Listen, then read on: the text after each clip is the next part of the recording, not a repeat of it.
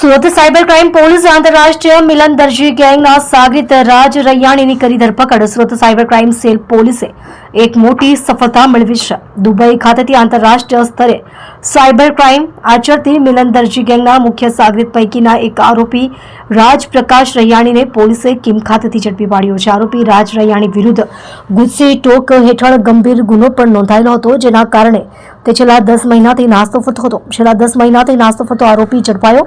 Cyber crime પોલીસના જણાવ્યા મુજબ આરોપી રાજ રૈયાણી ગેંગના મુખ્ય આરોપી મિલન દરજીને મદદ કરતો હતો. રાજ રૈયાણીનું મુખ્ય કામ જરૂરિયાતમંદ લોકો પાસેથી બેંક એકાઉન્ટ ભાડે લેવાનું હતું. તે આ લોકોને કમિશન આપીને તેમની પાસેથી બેંક કીટ મેળવતો હતો અને ત્યારબાદ તે એકાઉન્ટ્સ દુબઈ ખાતે રહેલા મુખ્ય આરોપી મિલન દરજીને પહોંચાડતો હતો. આ બેંક એકાઉન્ટ્સનો ઉપયોગ સાયબર ફ્રોડ દ્વારા મેળવેલા નાણાંની હેરાફેરી કરવા માટે થતો હતો. આરોપી બેંક એકાઉન્ટ ભાડે લઈ મિલન દરજીને આપતો હતો.